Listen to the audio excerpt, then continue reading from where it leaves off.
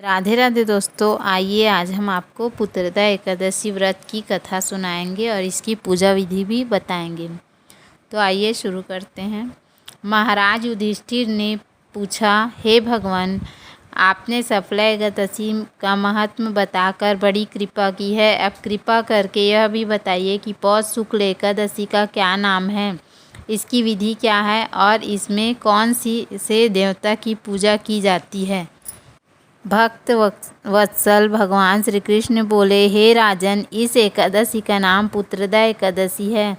इसमें भी नारायण भगवान की पूजा की जाती है। इस जर और अचर संसार में पुत्रदा एकादशी के व्रत के समान दूसरा कोई व्रत नहीं है। इसके पुण्य से मनुष्य तपस्वी, विद्वान और लक्ष्मीवान होता है। इसकी मैं एक कथा कहता हूँ, सो तुम ध्यान पूर्वक सुनो। भद्रावती नामक नगरी में सुकेतुमान नाम का एक राजा राज्य करता था। उसके कोई पुत्र नहीं था। उसकी स्त्री का नाम सैव्या था। वह निपुत्री होने के कारण सदैव चिंतित रहा करती थी। राजा के पितर भी रो रो कर पिंड लिया करते थे और सोचा करते थे कि इसके बाद हमको कौन पिंड देगा। राजा को भाई बांधव, धन, हाथी घोड़े, राज्य और मंत्री, इन सब में से किसी से भी संतोष नहीं होता था। वह सदैव यही विचार करता था कि मेरे मरने के बाद मुझको कौन पिंडदान करेगा। बिना पुत्र के पितरों और देवताओं का ऋण मैं कैसे चुका सकूंगा। जिस घर में पुत्र न हो उस घर में सदैव अंधेरा ही रहता है। इसलिए पुत्र उत्पत्ति के लिए प्रयत्न करना चाहिए।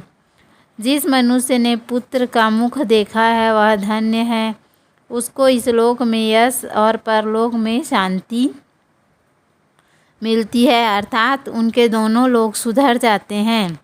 पूर्व जन्म के कर्म से ही इस जन्म में पुत्र, धन आदि प्राप्त होते हैं।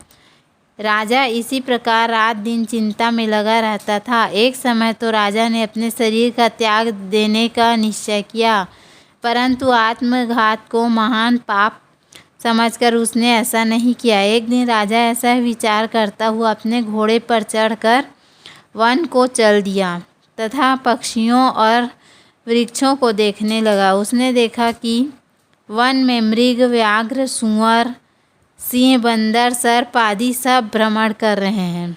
हाथी अपने बच्चों और हथनियों के बीच घूम रहा है।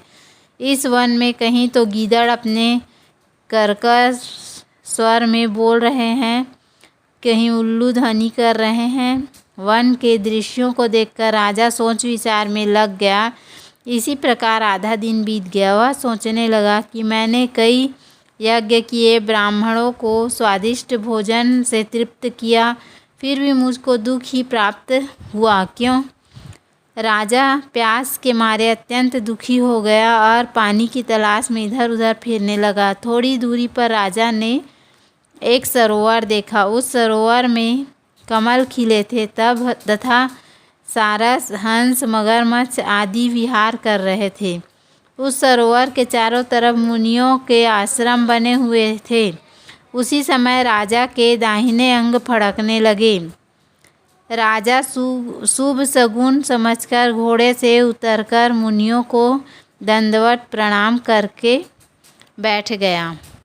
राजा को देखकर मुनियों ने कहा, हम तुमसे अत्यंत प्रसन्न हैं। हे राजन, आज संतान प्राप्ति के लिए की जाने वाली एकादशी है। हम लोग विश्व देव हैं और हम लोग यहाँ स्नान के लिए आए हैं। तब राजन ने कहा, मेरी भी कोई संतान नहीं है। यदि आप मुझ पर प्रसन्न हैं तो मुझे एक पुत्र का वरदान दीजिए। तब मुनियों ने कहा, हे राजन, आज पुत्रदा एकादशी है, आप इसका व्रत करें। इसे करने से आपके घर में अवश्य ही पुत्र होगा। राजा ने यह सुनकर, मुनि के वचनों को सुनकर राजा ने उसी दिन एकादशी का व्रत किया और द्वादशी का विधि पूर्वक पारण किया।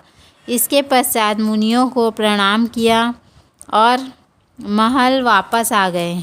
कुछ ही समय पश्चात रानी गर्भवती हुई और 9 महीने बाद एक पुत्र को जन्म दिया। वह राजकुमार यशस्वी, प्रजा का पालन करने वाला और शूरवीर हुए।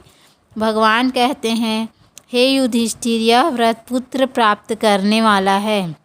जो यह कथा सुनता अथवा पढ़ता है उसे अंत में वैकुंठ लोक की प्राप्ति होती है। बोलो लक्ष्मी नारायण भगवान की जय। यदि आपको हमारा वीडियो पसंद आया होगा तो वीडियो को लाइक करें, चैनल को सब्सक्राइब करें। धन्यवाद। राधे राधे।